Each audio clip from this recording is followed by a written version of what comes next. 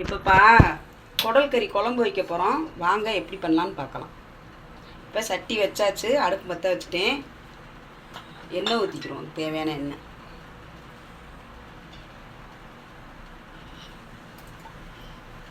சட்டி காயட்டும். சட்டி காஞ்சிச்சுப்பா, அதுக்கு தேவையான எண்ணெய் ஊற்றிக்கிறோம்.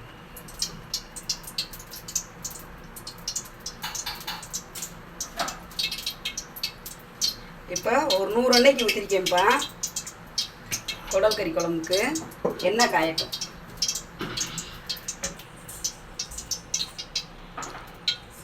இப்போ எண்ணெய் காஞ்சிச்சுப்பா.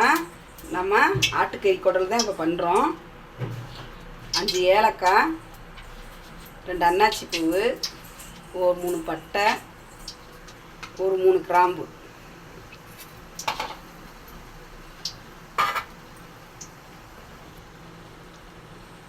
இப்போ ஓரளவுக்கு ஏலக்காய் வந்து நல்லா வெந்துருச்சு.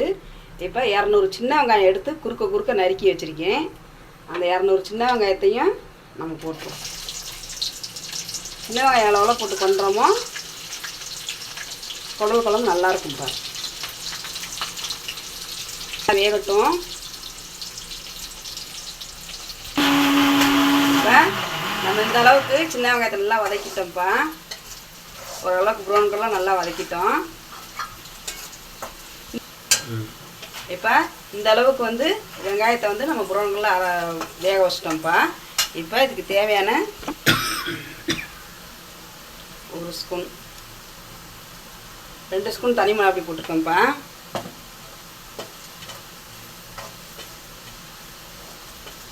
நல்லா நம்மளுக்கு வெங்காயம் நல்லா ப்ரௌன் கலரில் வந்துருச்சு. தனி மிளகாய் 2 ஸ்பூன் போட்டுருக்கோம். 3 தக்காளி எடுத்து நறுக்கி வச்சுருக்கேன். எவ்வளோ பெரிய தக்காளி. இந்த குடல் குழம்புக்கு இது போட்டுருவோம். கொஞ்சோண்டு கொத்தமல்லிப்பா, அதையும் போட்டுக்குவோம். கொஞ்சோண்டு புதினா, அந்த குழம்புக்கு தேவையானது சுமந்தை உழவணும். இப்போ எல்லாமே நல்லா வதங்கட்டும். நம்ம அதுக்கப்புறம் தான் இஞ்சி பூண்டெல்லாம் போடணும். இப்போயே நம்ம போடக்கூடாது. போட்டோம்னா நம்மளுக்கு வந்து பிடிக்கும். இப்போ ஏற்கனவே குடலில் வந்து நான் வேக வச்சு உப்பு போட்டு வச்சுருக்கேன்ப்பா.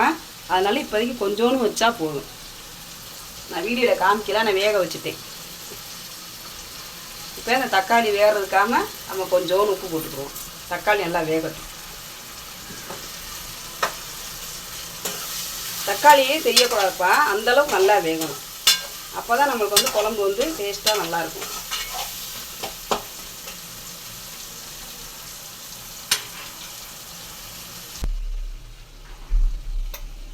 இப்போ நம்மளுக்கு வெங்காயம் தக்காளி இந்த அளவுக்கு கிரேவி அளவுக்கு வந்துருச்சுப்பா.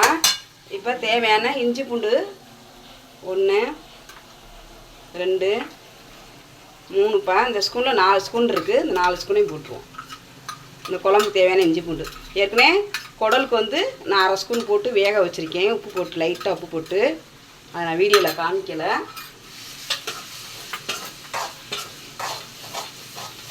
இப்போ நல்லா இஞ்சி பூண்டு வடை போகட்டும்.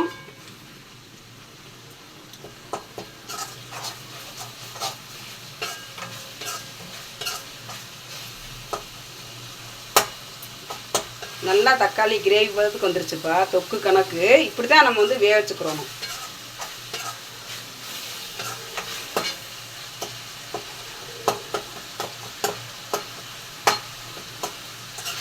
இந்த அளவுக்கு நல்லா வந்துருச்சுப்பா.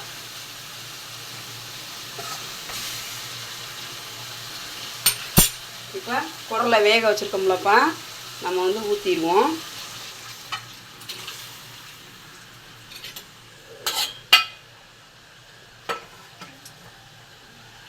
இப்போ இதுக்கு தேவையான மசாலா பொடி போட்டுக்குவோம். ஏன்னா தனி மிளகாய் அப்படி தானே 2 ஸ்பூன் போட்டிருக்கோம். இதுக்கு தேவையான வீட்டு மசாலா பொடி.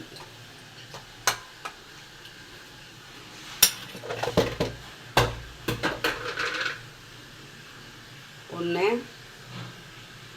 இந்த ஸ்பூனில் 2 ஸ்பூன்ப்பா வீட்டு மசாலா பொடி.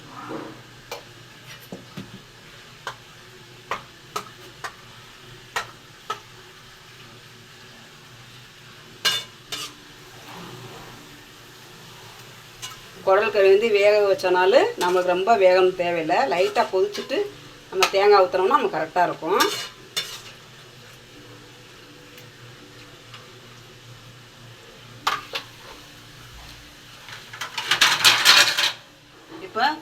கொதிக்கட்டுப்பா, நம்ம கொதிக்கவும் பார்த்துக்குருவோம் எப்படின்னு.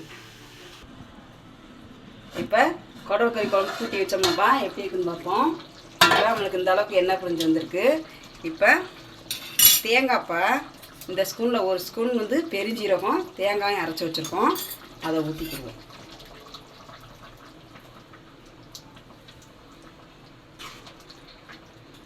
கெட்டே தான் வைக்கணும், குடல் கறி ரொம்ப தண்ணியாக இருந்தால் ஒரு மாதிரியாக இருக்கும்.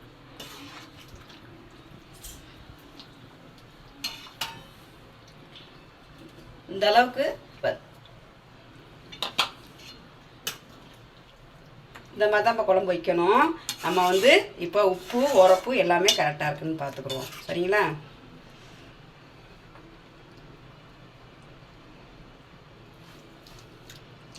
போட்ட உப்பு உரப்பு எல்லாமே கரெக்டாக இருக்கட்டும், கரெக்டாக இருக்குப்பா.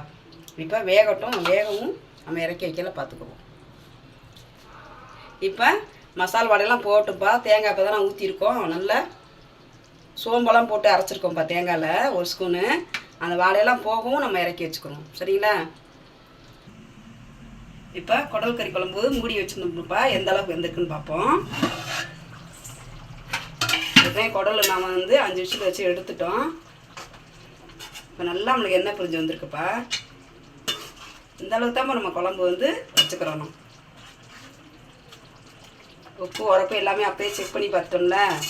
இப்போ வந்து கொத்தமல்லியை போட்டு நம்ம இறக்கிடுவோம்.